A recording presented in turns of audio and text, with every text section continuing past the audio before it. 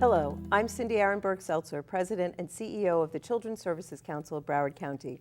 Welcome to another special edition of Future First, Focus on Broward's Children. Today, we are fortunate enough to have with us Broward County Public School Superintendent and Children's Services Council member, Mr. Robert W. Runcie. With a bachelor's degree in economics from Harvard and a master's in business administration from Northwestern University, Mr. Runcie began his career in management consulting and technology. He then worked in the Chicago public school system in different roles, including as Chief of Staff to Arne Duncan, later President Obama's Secretary of Education. In October of 2011, happily for us, he was selected as the Superintendent of Broward County Public Schools. And in 2016, he was recognized as Superintendent of the Year by the Florida Association of District Superintendents. There are so many points where the work of the CSC and Broward County Public Schools intersect to complement each other to improve the lives of children that it's hard to know where to begin. But we're going to start with some of the collaboratives that we have going on since the beginning of your tenure, and actually some of what's happened in the school year 15-16. I think that's a better place to start. Okay. Tell me about some of those accomplishments. Well, Cindy, let me first say that you know, it's a pleasure to be here with you. We do so much important work together for children in this county. Our two organizations are really attached to the hip, and we're really trying to do what's best to create a great future for our students and children across Broward County. So I want to certainly thank you and the Children's Services Council for the great support and partnership that you have. That partnership continues to lead to some great things going on in Broward County schools. This year, the state released the Florida Standardized Assessments for reading, and Broward County Public Schools had some fairly significant gains. We outpaced the state average, and we also have the highest achievement levels for our third graders in reading among the 5 largest school districts in the state of Florida. So we're really proud of that achievement. When we look at our college-going culture that we're promoting in our high schools, and we look at advanced placement courses that our students take, we have the highest pass rates in over a decade. That, I think, is huge. And when we look at subgroups, our Black African-American students, they're scoring at a level that's number 1 in the state of Florida. They're 3rd nationally, and it's a similar statistic. Our Hispanic students are, I think, 3rd nationally in terms of the number of students. Well, I think it's worth noting that you have paid particular attention to your minority male population, Yes. having identified that they were really lagging behind. And that's an area that we've partnered in drawing attention, and you created a task force to actually focus on that. Right, and that task force was very successful because of your participation in it as well. And that was the Eliminate the Schoolhouse to Jailhouse Committee. And the whole premise there is that we needed to work together as an entire community to keep our kids in classrooms and out of courtrooms, right? And so what we did, we recognized that when I came here in 2011, Broward County Public Schools had the highest suspension and arrest rates in the state of Florida. A lot of that was driven by the fact that we moved to a zero tolerance culture, and we also had a lot of out of school suspensions and arrests. And when kids are out of school, you're really setting up for long-term failure. So we put this committee together. You participated in it, and many other key organizations in Broward County. A lot of this actually was initiated through some conversations with the NAACP and Marsha Ellison, who's been a big advocate of this. We also had the Broward Sheriff's Office involved, the Chief Judge, the State's Attorney, the Public Defender, the State Department of Juvenile Justice. We had individuals like Judge Elijah Williams. We had some state representatives included as well. And so, as you know, we met for almost a year, reviewed the district's discipline policy, looked at a lot of data and facts and what was going on, and we modified our student code of conduct and discipline matrix to remove about 13 infractions that were resulting in students being arrested, to now moving those students to an environment where we could actually do interventions we could provide support in what we call our Promise program. And what we've seen since then is over a 65% reduction in student arrests and suspensions, and we've seen a 30% reduction in behavior incidents across the district. And one of the most important things that we monitor is the students that go through our intervention programs, are they changing behavior? Are they learning from their mistakes? And what we found is about 90% of the students have not had any repeat offenses or infractions. So it's working. It's become a model for this country. We have many districts that actually come and come to Broward County and really try to look at what we're doing as being the best in class model for how you rethink student discipline. And so this has not really just been the work of Broward County Public Schools. It's really been successful in a large measure due to a community-wide vision of which you help shape that includes a lot of different partners. So you support many nonprofit organizations that provide services such as Harmony. We also see the Sheriff's Office. They have civil citation for first-time offenders. We have a partnership, juvenile justice system of care, with some of the judges that are in the juvenile justice system. So all of those things collectively have led to these results, and we see it now translating into academic achievement, graduation rates. We have the highest graduation rates we've had in over 5 years. The largest gains have come from our African American students. Last year they went up 6 percentage points. So you're absolutely correct. We're moving in the right direction. We need to continue to stay the course, and we need to maintain the partnerships that we have. A couple of things in there that I think bear some clarification.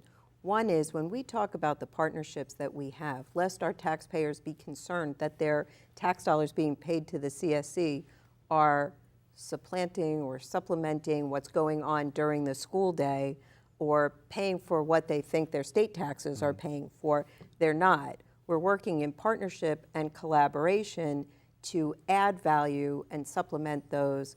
And also, I think what you talked about with the collective impact work. I mean, one of the things that I love about working with you is we share a common vision that only collaboratively can we make differences for children. We cannot sit back, whether we're another government agency, a private sector, a parent, a community member, a business, and just say, oh, let's just send those kids to the school board. Let's make the school district solve every problem. We'll just send the kids there and they can do everything. No, it takes everybody working together, and it takes us working together with shared data so that we know, is it a real problem or is it a made up problem? Are we responding to things that are concrete and real? And are the interventions that are being put in place actually making a difference? And we see that with the Promise program. We see that when you launched the Minority Male Task Force and you said, let's look at data. Let's actually see where are they achieving, where can we make a difference, and you're seeing it pay off with the increased graduation rates. Yeah, and then we're also seeing reductions in achievement gaps among our subgroups. So yes, a lot of that, and the thing to recognize, to piggyback on what you just mentioned, we only have our students for about a third of the time that they're awake, right? So we have to really think about what is happening with our students outside of the school walls, in the community, in their homes after school. And that's where the Children's Services Council comes in. When students leave our doors, you actually create partnerships within the community to make sure they're engaged in productive and engaged activities that are going to address challenges that they have, promote academic excellence, and ensure that they're ready the next day they show up for school. So it takes a village to raise a child, and it's never been more true as it is today. And I'm really thankful that I am working in a county that approaches it this way, that it takes a village, it's a collaborative effort, and if we continue to do that, this will continue to be one of the best places in the nation to raise children, for families to locate, and for businesses to come to because they'll find an educated workforce. And you talked before about that third grade success rate, and we're partnering now also on the campaign for grade level reading, known as Broward Reads. Thank you for having Dan Gohl sit as one of the co-chairs, along with Commissioner Furr, who sits both as a county commissioner and as a CSC council member, and Rene Jaffe from the Early Learning Coalition. And collectively, along with so many partners, the libraries, the child care centers, I mean, we're all saying we must make sure that all of our children can read on grade level by third grade. Important for so many reasons, but And you know what's interesting about that, we are releasing a strategic plan. We're updating that. And the centerpiece of it is early literacy and reading, because we know that if our students are not reading at a proficient and advanced level by third grade, that they are going to struggle throughout the remainder of their academic career. You know, it's really costly to try to fix it on the back end. We need to invest resources and focus and do whatever it takes to make sure that our students have literacy skills. If you don't have that, you can't really do anything else effectively. It translates into behavior problems and lots of challenges with our students. And so again, getting the new FSA results certainly shows that we're in the right direction, but it has to start at birth to when they get to kindergarten. And so recognizing that, we have begun to work with many local providers in the community, availing our services and staff to early learning centers to make sure that they're creating environments where children are going to develop not just academic skills, if you will, but some of the most important things that our children learn you can't really measure with a test. And those are what we call the social emotional skills, the ability to work with others, the ability to deal with challenges, the ability to develop self-confidence and grit, to be able to persevere. It starts at a very young age. And in many ways, children can learn that through play and a lot of different activities. And so we need to recognize that and make sure that it's being done properly. But through the support of Children's Service Council, we have some huge initiatives going on. I think the Jumpstart Reading Initiative, where 40,000 books are given out to kindergarten, first grade students. I mean, it's huge. There's really no district I know that's doing that, where every student at those grade levels getting a book, and they're taking it home. And then we have adults from all over the county, administrators in the school, you and folks from your staff, many other organizations going into our schools on a single day and reading to kids and demonstrating through example how important reading is. And we need that to translate into the home, where our parents are reading to their kids a half hour or more a day. If they do that from birth to when the kids show up, it's going to be a whole nother world for us in terms of how successful our kids are going to be. that is one of my favorite days of the year. We're going to be going into our third time. It's known as Broward Reads for the record for our viewers. And those who want to volunteer for it in October coming up, you'll be able to do that through Hands on Broward to get registered to volunteer. But I just love going into those kindergarten and first grade classrooms and sharing the book and props. And the kids are just so excited. And then to get the books to take home, it's a fabulous, fabulous day. Really and we're trying to expand that, book giveaway.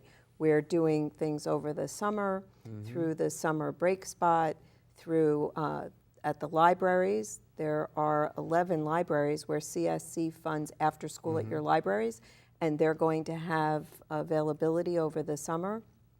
And the libraries are running all kinds of challenges over the summer months, whatever summer it's coming up. And it's just a great way to avoid that summer slide. We know if children go 2.5 months without any exposure to books. That means we're spending the first few months of the school year just trying to catch back up again. That's a lot of ground that we're losing. But you're absolutely right. There's so many activities and opportunities in this county that parents can take advantage of. And I know the Children's Services Council actually has a catalog, a booklet that parents can actually go to actually help plan for the summer and some activities. Maybe you want to mention that as well, because I think it's really a great resource. The Family Resource Guide, which is printed in 4 languages, all in one book, gives lots of tips about water safety, taking care of your child, how to sleep, gives some information about the school year and things to expect, and they can find that on our website, www.cscbroward.org.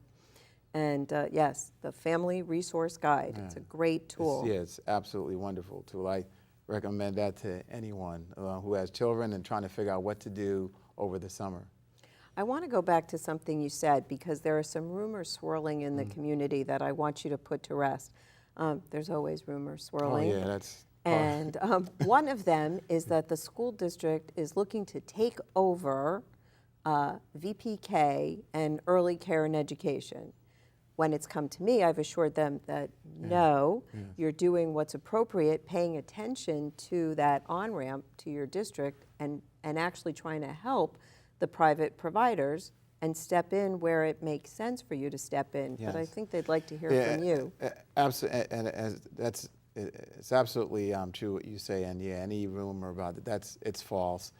Look, there's so much need out there. There are literally thousands and thousands of students who don't have access to quality early learning opportunities in the community.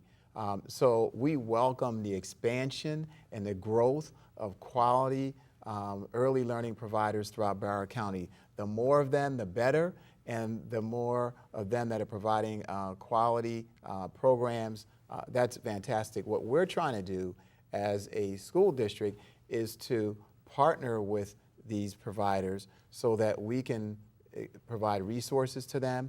We're making our training and professional development available to them, and we're having them come into our schools so they have a vision of where their children are going to be headed, what the expectations are that they're going to have when they show up to school. And we're really trying to create an aligned vision from kindergarten, pre-K, all the way down to birth, so that everyone in this county has a shared vision of where our kids should be, what is the appropriate level of learning, and things that should be taking place at various levels. But no, we can't do all of this alone.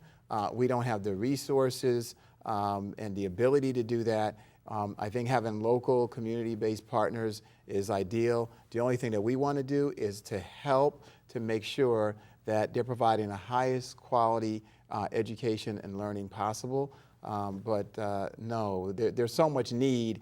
We can't fill that gap. Now, there's some programs that we run ourselves, but again, there's just a lot more opportunity out there. And that alignment with what happens once they enter schools is so important. For providers who feel threatened, they really need to see that as a wonderful invitation. Because I got to tell you, as regular viewers of this show know, I have a 9-year-old child. She just keeps growing up. Yeah. But when I look, do. I know, it's crazy, isn't it? When I look at what she's been doing in 3rd grade, well, all along, now she's just ending 3rd grade, she's doing algebra and geometry. I did not do that in 3rd grade. I mean, the level of sophistication and the work that's being done is so different. If they're not preparing for that in preschool, they have no chance of succeeding. So we need that, and we need, I feel very fortunate that you've opened the doors of the district to help share that wisdom and that on-ramp with those providers. Yeah, and so, if there are providers out there that want to take advantage of professional development, learning opportunities or resources and staff that we have in the district for guidance and support, we'll do that. And we're trying to reach as many as possible. We are participating in the grant from the Early Learning Coalition that actually gives the district the ability to go out and connect with local providers, not to replace them, but to support them, to enable them to get better and better. And I think the more that we do, the beneficiaries are going to be our children. Speaking of grants, Yeah. you're also about to launch the CLI initiative, I think, with the literacy initiative that we got from the federal government to bring some folks in to train teachers how to be better in teaching literacy. Yeah, that's true, and so that would cover our literacy coaches, our teachers, with a focus especially on those early primary years. So, I think it's a great opportunity for us to put the kind of investments, the resources and supports that our teachers need in order to be successful. So we're really looking forward to that grant opportunity and having it work in a very focused area in a district. Just before we leave literacy, one of the quotes that I heard when I got involved with the grade level reading campaign was, up until third grade, you're learning how to read, and then after third grade, you're reading to learn. That just changed my whole vision of things, and so I applaud your commitment. Yeah. It's absolutely true. I mean, you were trying to get students to be able to read, and I've seen students in kindergarten. They can read the Wall Street Journal, New York Times, the Sun Sentinel. They'll pick up a newspaper and they'll just go for it. But can you actually comprehend and understand what it is that you're reading? And so when you get to third grade, the game changes. Okay, you can read, but now you have to be able to read, comprehend, and be able to actually do some type of analysis and critical thinking around it. And that when it changes tremendously. So if you're still struggling to read, and we're asking you to do comprehension and critical thinking about content that you're reading, and you're struggling with the content, that becomes a problem. So now you even get to a state standardized assessment, and the student's just struggling to get through the assessment. In fact, let's even say you're doing math. You actually have to be able to read and understand the questions. You may have a student who's brilliant in math, but if their literacy skills are weak, they can't get through it fast enough, because in some ways these assessments are, it's an endurance test for many kids. So again, well, and math now is a lot of word problems too, much more so than I remember. Yeah, because it's less focused on routine processes and more so, do you really understand the concept, and can you use what you're understanding to solve real world problems, which means you actually have to be able to read about various scenarios and situations and be able to translate that into some mathematical solution. So. Which ultimately is really a much more effective way for it to stay with you. I remember back in high school when I was taking chemistry and we had to solve formulas, and I kept asking the teacher to explain to me how it worked, and she was like, just memorize it, just memorize it. Like, what good is that going to do me later? I can't apply it to anything else. Yeah, this generation is not really just about what you do, it's about why. Why am I doing this? And you have to create a level of relevance to it, and that's why we've launched initiatives in Broward, such as LEO, which we put in our middle school, that's linking education and employment outcomes, where we partner with industry organizations such as Citrix, for example, bring them into a school like MacArthur High School, Apollo Middle, and create project-based learning opportunities based on real-world situations, and our kids actually go through and solve those things with support from the business partner, Broward College. They're even working on projects that are international in nature. So they'll work on a project and collaborate with students in Scotland and South America at the same time, because that's how it works in the real world at Citrix. And so the kids love that. They're able to take those skills and translate them into how they approach their other academic work. And just to hear them talk about the benefits of that has been huge. We have programs like debate. We have debate now in every single high school in Broward County. It's being rolled out to all the middle schools, and this next year we're going to have it in 12 elementary schools. Debate is just really one of those great integrated skills where you have to look at information, you got to be able to analyze it, you have to take a position on it, and then you've got to be able to communicate, articulate, and defend your ideas. it's a game changer for many of our kids. And someday, I believe it should be like a required course for our kids. Yeah. And speaking of some of those that are game changers, the chess initiative. Oh, I have to yes. give Mayor Mike Ryan of Sunrise a shout out here Yes. for insisting on that. But you've embraced it, we've embraced it, and we're seeing that make great changes. It's something that started about 3 years ago. I had a conversation with Mayor Ryan, around chess initiative, and it was something that I had been involved in the past. And I knew of an organization called First Move. Introduced them to Mayor Ryan. We started with some pilot schools in Sunrise. Then we received a very significant grant from the foundation, and we expanded it to all our second and third grade classrooms, 37,000 students involved in it. And to go into these classrooms, to talk to these students, see how they're engaged, and what they can articulate about what they're doing in chess and what it means for them in terms of how they think and how they learn is really amazing. And to Mayor Ryan's credit, just as we think about when we have the kids in our schools, that's a limited amount of time.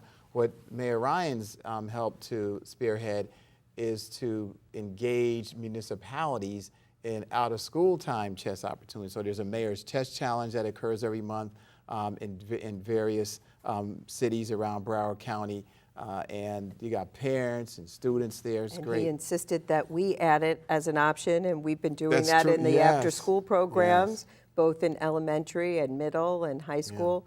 And I have to give a shout out to Evan Goldman at Handy, because the Handy kids have embraced this like nobody's business. Right. They are Yeah. just rabid about it. Yeah. No, it's a great way to get kids engaged. I know when I was a youngster, there was a period of time where, hey, after school was over, I was running home and I was playing chess for hours, right? And it was very engaging, and I see the same type of love for it with many of our kids. And every kid has certain aptitudes, right? We have students that their talents are in music.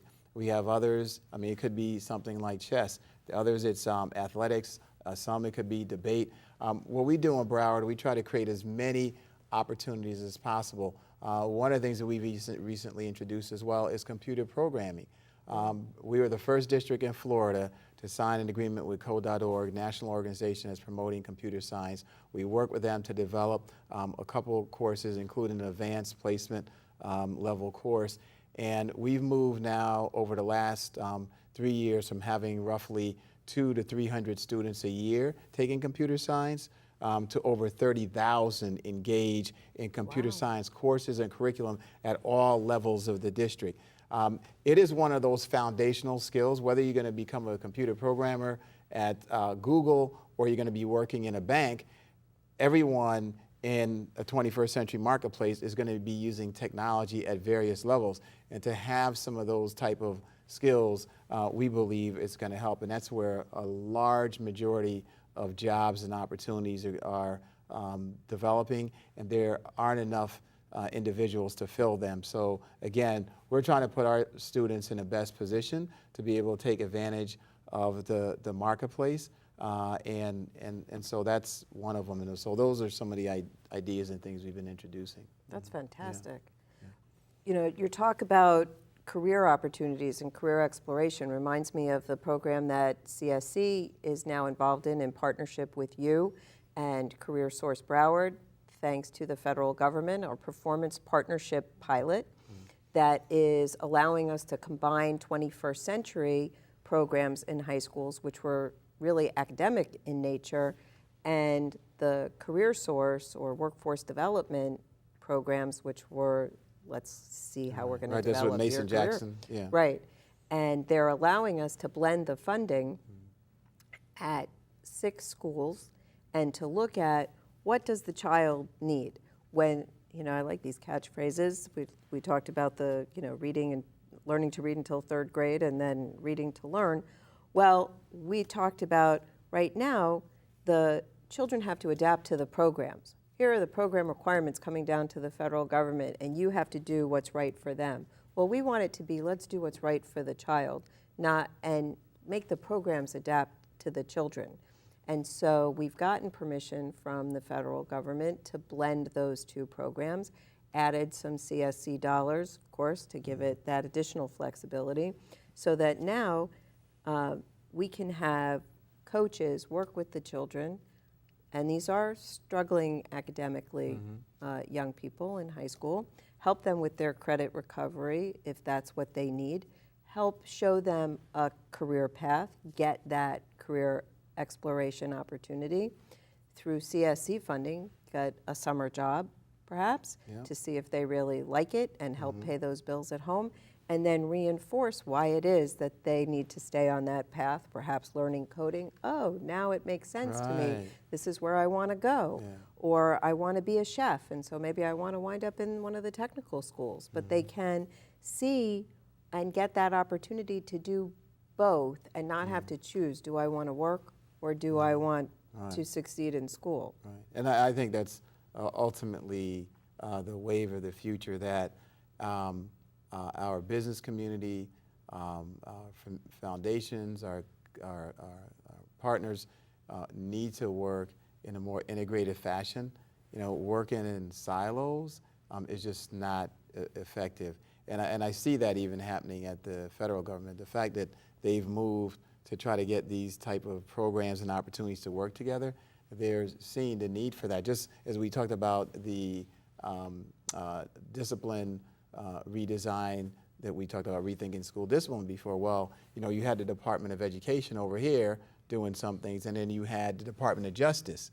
Well, they actually have come together and aligned their policies and strategies. What a concept, right? What a so concept. now everybody's working together, and you know, it's more efficient, and the results are going to be better. So we're pretty happy to see that. And this 21st century program and opportunity you just described is another great example of really trying to connect the dots in a way that's going to, again, help our students to be more successful. We're seeing it at the federal level. We're seeing it at the local level. If only we could get the state to actually understand the value of collaboration. You mean the state of Florida? The state of Florida. Yeah, I know. Right, Good luck right, with that. right. We So, keep trying. Yeah. So we also partner on a couple of things to get kids ready to enter school. Our back-to-school extravaganza. Oh, where yeah. We got backpacks. I think. Yeah. What did you do last year? I think it was like 3,000, Oh, but no, we're targeting 5,000. 5,000 this year. I think we're gonna 5,000 get to backpacks. 6. Yeah. Yeah. We might get to 6,000. I think That's gonna so. be huge. Yeah. When your social workers came to us and said the kids are not, you know, they're showing up feeling bad about themselves because they don't have the supplies that they need, and we rallied the community.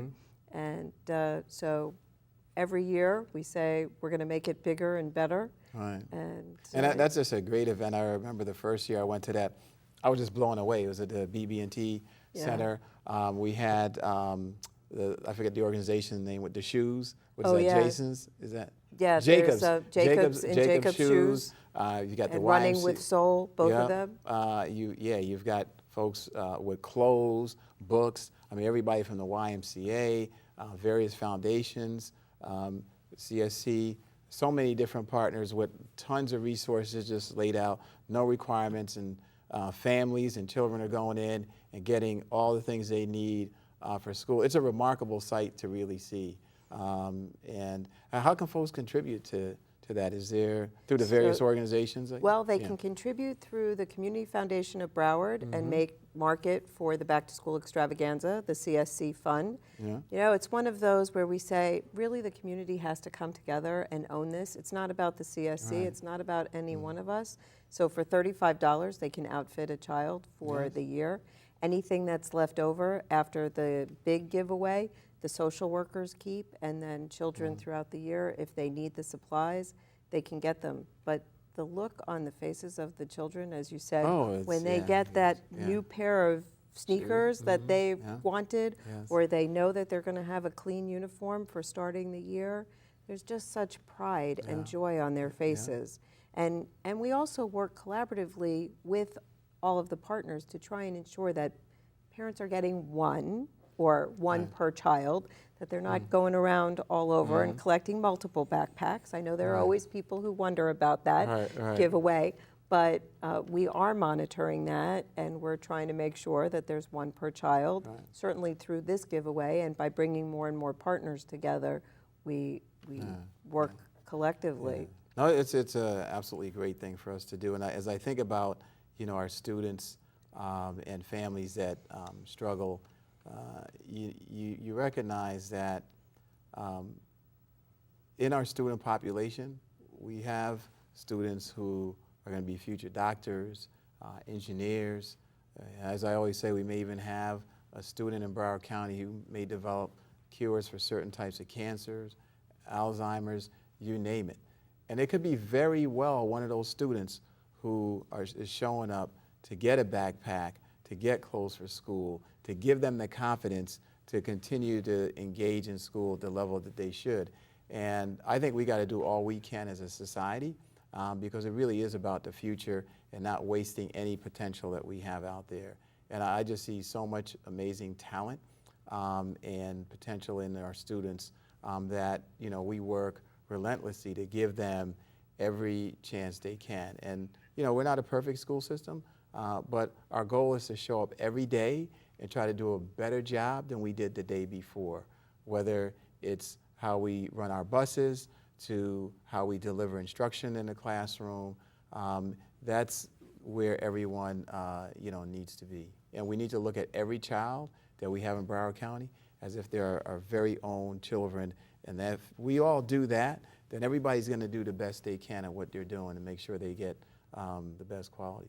And I've seen you interact with the children, and I would believe that every one of those children is your child.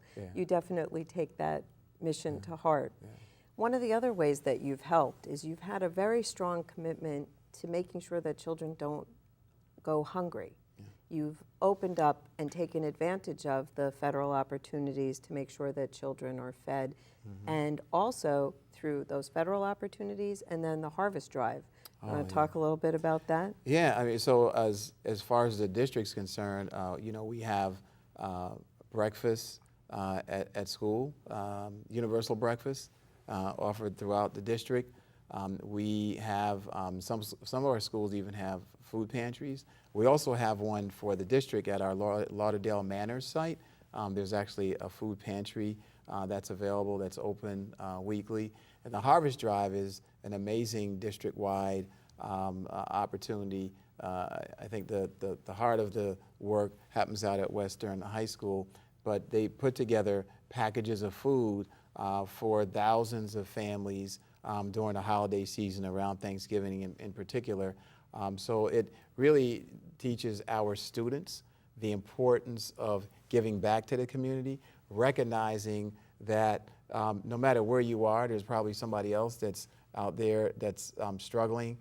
So it's a really great time to see so many different facets of our community come together to make sure that no one's going hungry, that they're getting the resources. And they even have now expanded. They have shoes, food, clothing, and other resources there for families. So it's been great, and I know you've been involved in it as well. Well, and for those who think that no individual can make a difference, this was the brainchild of Rene Herman, a mom who got other moms and kids together, and it started out really small, just I think the first time at Western High School with them doing the collections, and over 20 years or so, they have expanded, they have huge numbers of volunteers, and the beauty, like you mentioned, is the children actually doing collections and putting it all together and handing it out, the food, the clothes, the bicycles I think they've even had, and now with them going year round, it's just amazing. The power. In Judaism, we call it tikkun olam, which is, repairing the world. And the children are learning that at Broward schools as well.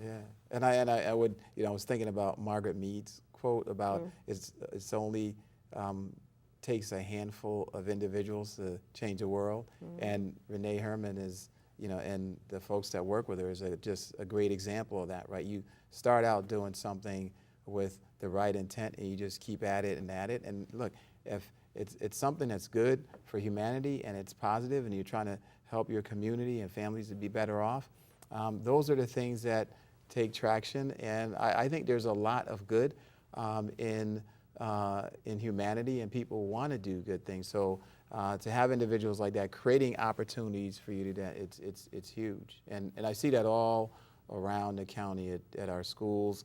We have so many partners through our Partners in Education. We have so many volunteers in Broward County. We have over 40,000 volunteers that participate in our schools, and they're doing everything from going into classrooms and reading to kids, helping out in a variety of ways in our schools, volunteering their time, their resources, their businesses that have adopted schools.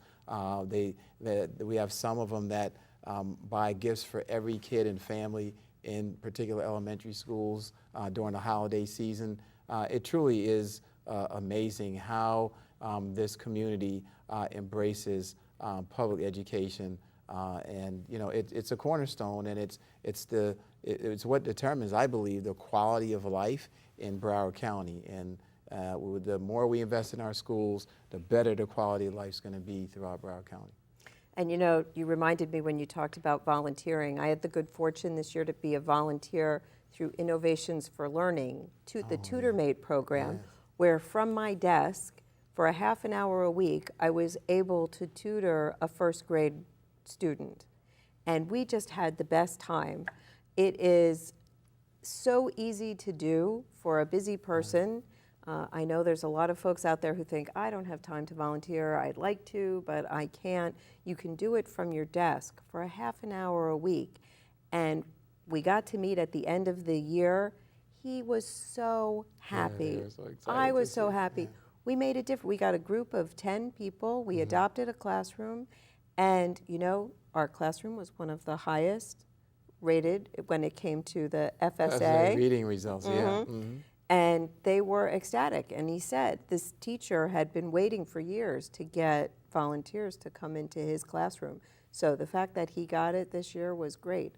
Any business out there that that can pull some people together and is willing to give them a half an hour a week to do this, it is so worthwhile. It really is, and that's the beauty about it. We use technology like Skype so that you don't have to get in your car, travel, go to the school, deal with traffic. I mean, really, when you started adding that time up, you're talking about 2-3 hours, and that's a lot for a lot of folks. But here, when we say it's a half hour, it's a half hour. You get on your computer, you don't have to leave, and you're connected to the students. They have headphones, they got the technology.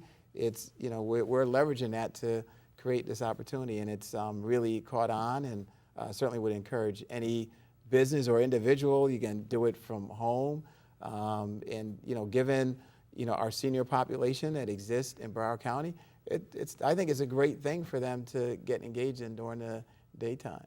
Yeah, and it was funny in our office. Now I have a lot of people with a lot of advanced degrees in my office, and they were panic-stricken over the idea of tutoring.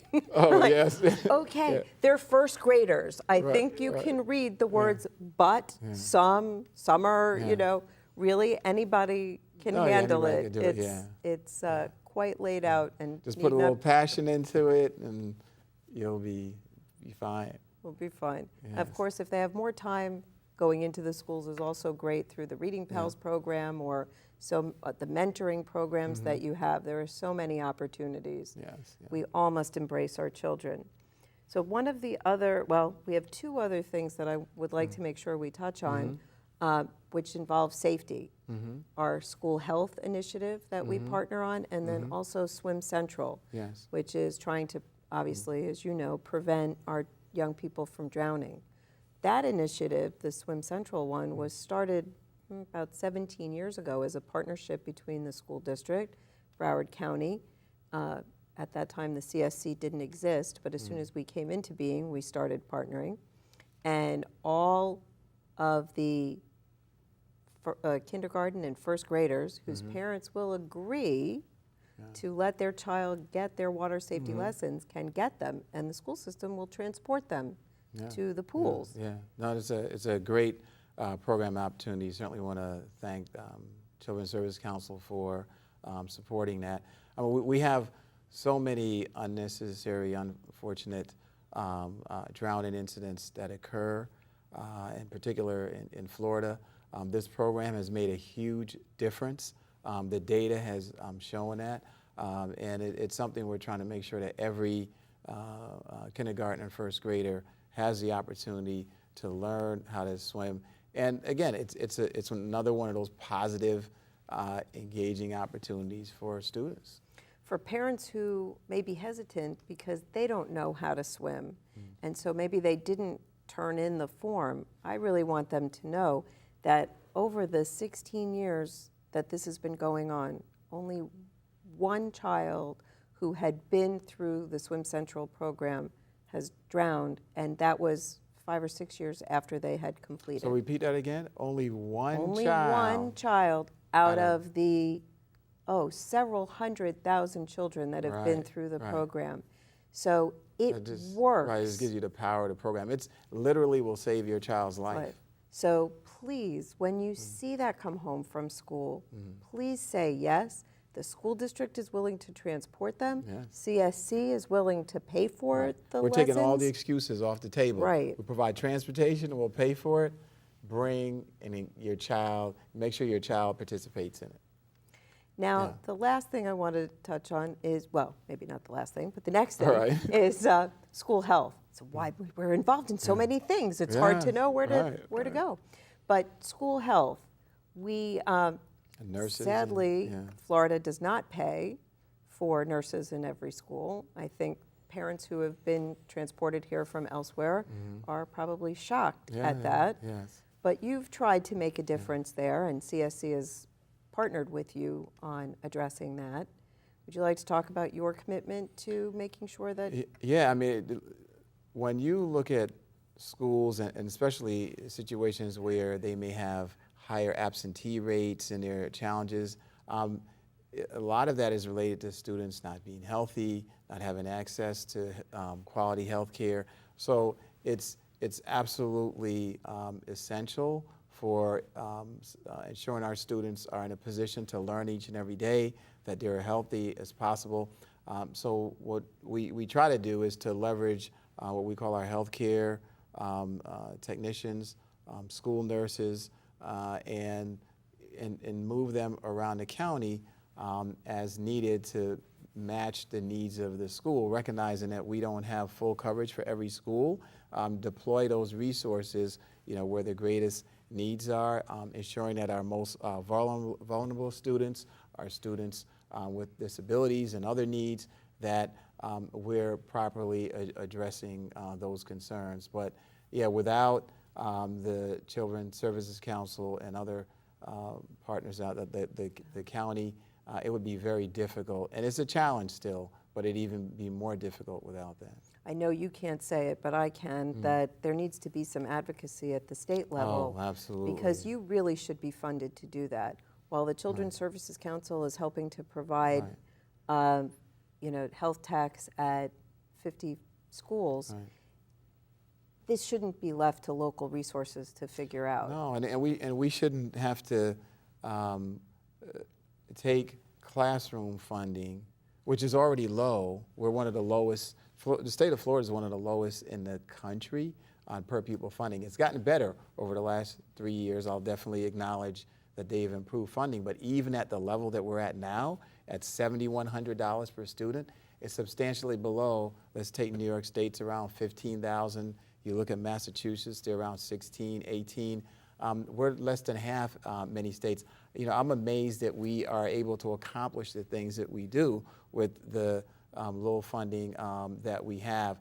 So the health of our kids and our community has to be paramount importance, and the state, I think, needs to make it a priority. So you're absolutely right. As we think about putting together our legislative priorities, that needs to be near the top of the list as we go forward. And speaking of legislative priorities and the health of our kids, the special needs children, we've worked very closely on addressing the needs of our special needs children.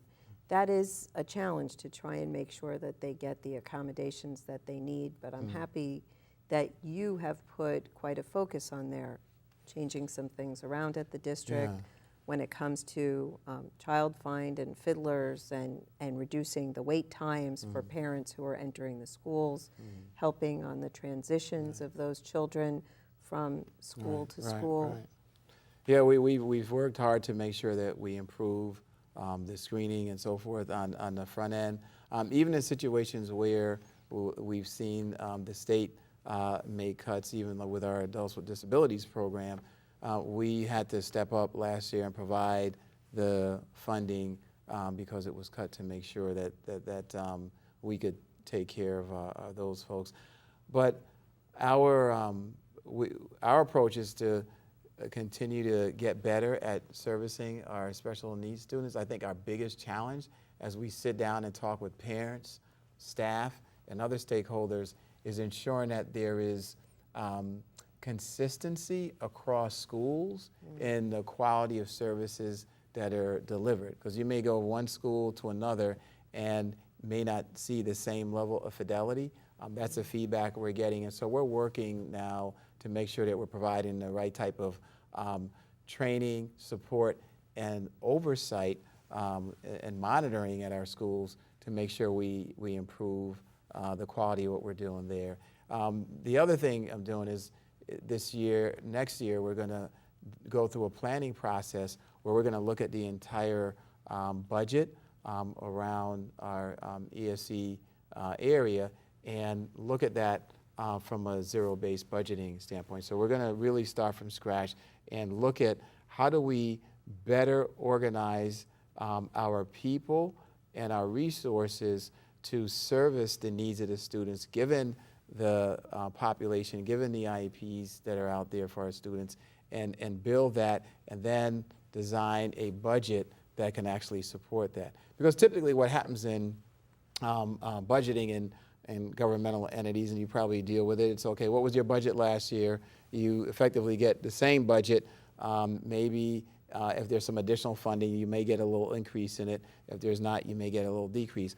But I think every so often, you need to step back and rebuild the whole thing from scratch so that you're able to better meet the needs of your customers, in this case, our students. So we're looking forward to that process this year, and we're going to go through that and work with some of our parents and some of the task force organizations, have them involved at some level as we go through it. So I'm looking forward to getting that done next year so we can continue to improve in that area.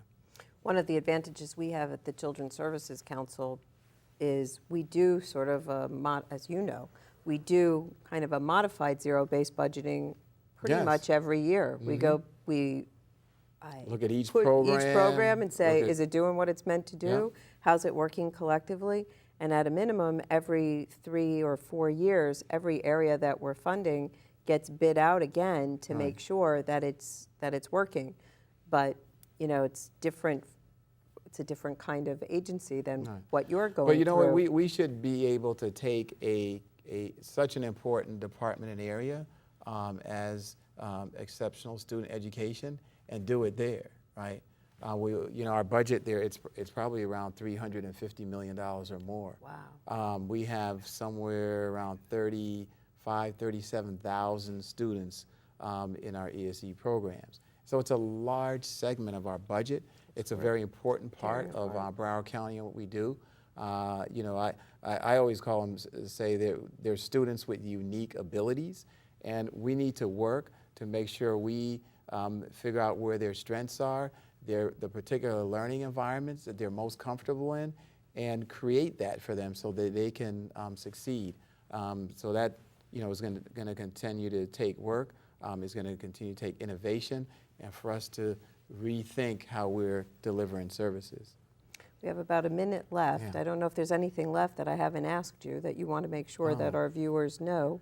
Well, I think one of the big things that we've done in the district in the last couple of years is we recognize the state of our facilities needed repairs because of cuts in funding, especially at the state level.